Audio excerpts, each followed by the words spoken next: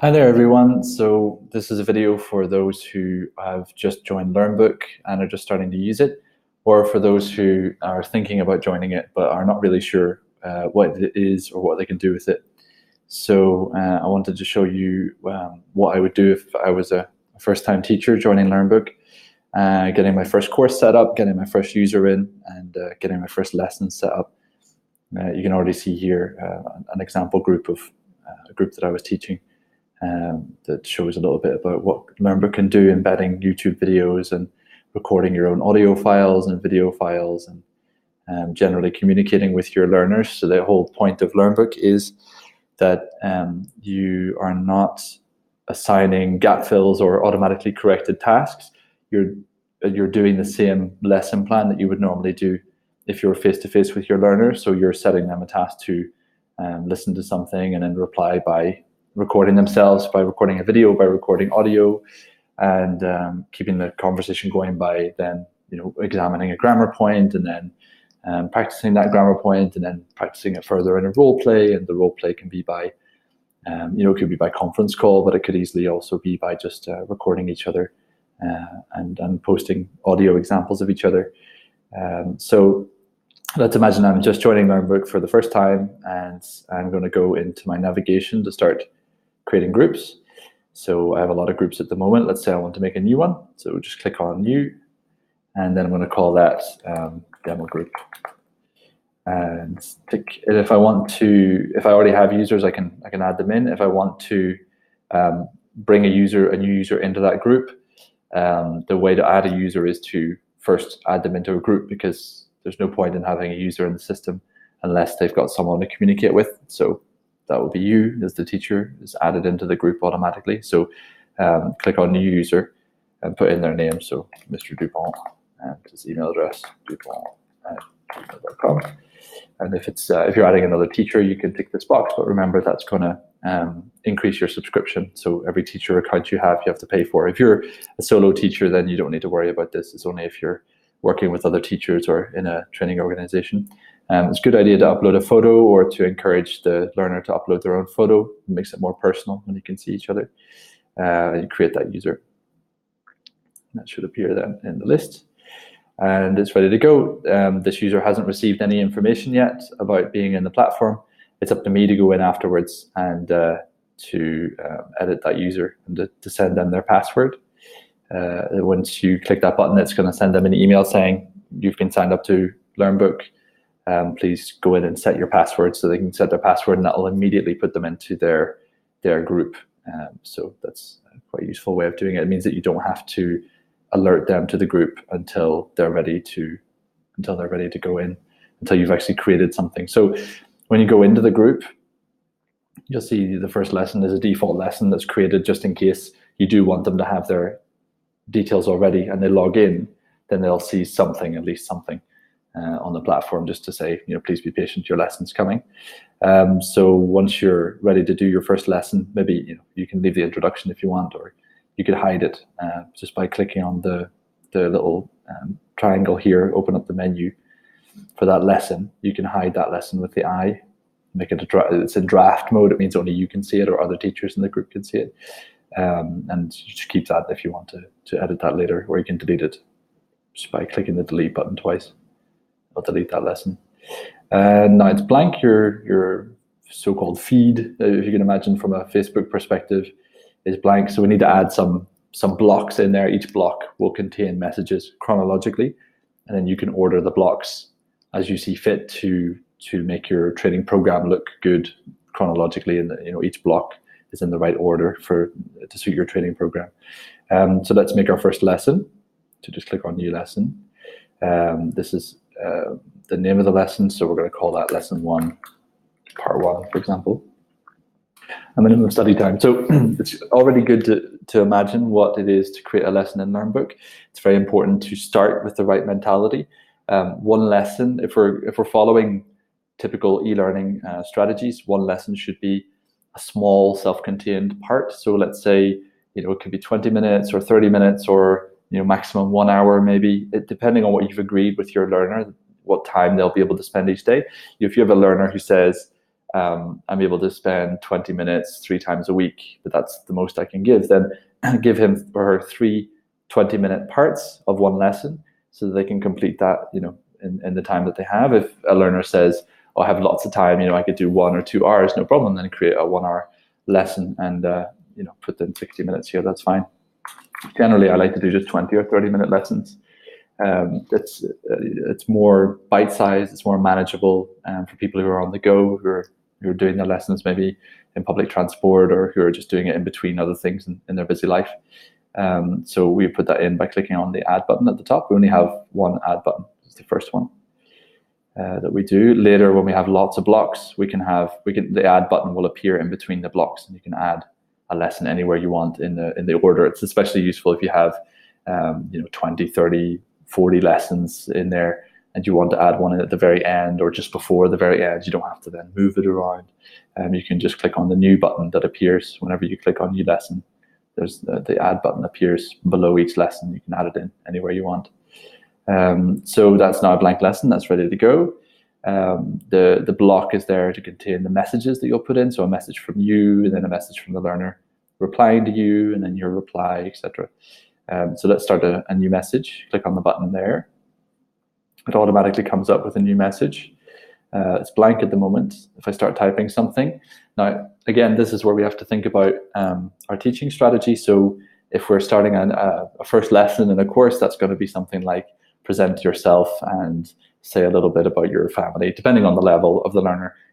Explain your family, your work history, what are your hobbies, etc. So I'm going to say something like, watch this video of me presenting myself. Presenting myself, and try to try to guess which fact is a lie.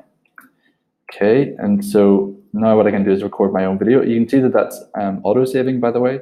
Everything you type is auto-saved, so it means that if you lose your connection, or you make a mistake, or to close the tab or something like that, then it's going to stay. It's auto-saved, so you won't lose any work. Sometimes we're creating long messages with tables of vocabulary and stuff like that, so we don't want to lose that work at auto-saves. So I want to make a video of myself, so I'm going to click here, record audio, record video. You see they have lots of options like embedding videos. It's really useful for putting in TED videos or YouTube videos, adding web links, files, tables for vocabulary, images if you have some visual media you want to put in there. Uploading files is good for if you want to put in scans, if you want to put in PDFs, and of course there's video calls. So up to yourself plus 2 learners, you can be in a video call together directly in the message. So I want to record a video of myself presenting myself. So click there. Click on record video to get access to your webcam. There might be a message that appears saying please allow access to your webcam. So just click on allow. You can see that it's active now. When I'm ready to record, I just click on the red button and I can start recording. So this would be me presenting myself. Hi, my name is Richard Osborne. I'm owner of a company and developer of this software, and I once met the Queen of England, and I also was once on the TV news. Stop that. That's just a really simple, silly example. In a real lesson, I would do something longer. When I stop, then the video should appear in the message directly, and the video recording window will disappear once it's ready. And that will be processing until it's ready. That will appear. Sometimes it might stay black for a while if it's processing for a long time, and then it's ready, so that's fine. We're good to go. And then once we're good, we can save that message. And that's it. So I've done a really simple rubric.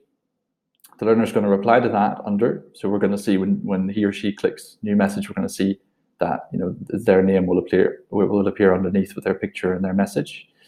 So they're going to guess which thing is a lie, and they're going to do listening. So my objective is something about just listening or detailed listening.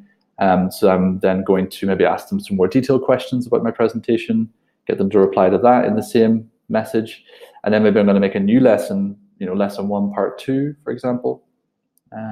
Let's just show you what I mean. Lesson 1 part 2. So that's going to be another 20-minute lesson. There. So I'm going to add another one now saying, now that we've studied my video. Please record your own video presenting yourself, including, and you can say something like your family, your job, your education, anything that you want there, and done. So then it's up to the learner to make a new message again under that, recording their own video. The learners have the same functionalities that we do, so they can record videos, they can record audio, anything they want, upload files, anything, embed videos. So here that's going to be the role play part of the presentation of the language point, which would be whatever I've decided in the first lesson to be the language point, maybe something about present simple or present continuous. So I'll be checking then afterwards in feedback, which I'll give this learner underneath when he or she records her video. I'll give him feedback underneath, correcting something about present perfect or present simple, present continuous. So I hope you can see the concept that in the end, what you should have is several messages, 4 or 5 messages if it's a one-on-one class, or more if it's with several learners. 4 or 5 messages per lesson block, and try to separate it up into parts so that you're not doing 20 messages in one block. It becomes a bit difficult to manage. It's nice when you can separate them up into parts, particularly because once you have 50 or 60 parts in there, you can navigate through them. We're clicking on navigation and lessons. You'll start to see all the lessons you've created. So it means that if one of them is particularly interesting, you want to go back to it quickly, you can go in and click it. It will send you to that message, to that lesson immediately. So separating them up like that, not only does it make sense from a navigation point of view for you going back and referencing lessons later on, but also makes sense from a pedagogic point of view to separate your language points, your objectives linguistically up into little manageable parts. So this part could be about present simple continuous. This part could be about listening. It's totally up to you, but it makes it much more manageable. Every time the learner replies to this lesson, the time that I've set up here is not just to give them a recommendation for how long they should be spending on the activity. It's also so that the system can record the time that they've been spending on that activity and show me how many hours they've been connected for, which is just literally how many hours they've been on the platform, connected to the platform, whether they've been doing something or not, and how many hours they've spent doing activities. So the idea of this is so that if you have activities that involve Word documents or PDFs that are outside the platform, then the connection time might not be recorded. If they close the window to look at the Word document, or even if they print it out to look at it offline, it's still work that you've given them online through the platform. So it's still billable time that they're, it's time that you've prepared a lesson for them, and it's part of their lesson time. So whether or not they're connected, if you've said that this lesson should take 20 minutes and they reply to it, then we're recording that they've taken 20 minutes to do that, even if they were only connected for 10 minutes actually on the platform connected, or if they were connected for 1 hour, you've said that should take 20 minutes, and so that will be recorded as activity time, 20 minutes, even if their connection time is considerably more or less. So that's the way of managing your billable hours, managing what you're going to bill them in the end. So that when you do, for example, an attestation, if you're in France, then it's an attestation, you can print that out then to say this learner has spent X amount of hours connected, or print out a signing sheet to say on X date this learner did this activity which took 20 minutes, and then they can sign for that. It depends on what you need to do for your admin, for your reporting. But certainly here where I am in France, it's very, very important to record the amount of time that a learner spent on the platform doing the activities. So I hope that gives you a general overview of what's possible as a language teacher within LearnBook, to give you your first steps to creating your groups, inviting users in, making your first lessons, and managing your timing, managing the lesson times. And if you have any questions, of course, just send me a message. That's just at contact@learnbook.net. I'll be happy to answer any questions you have, and to try to give you as much support as I can. And that's great. Thanks for listening.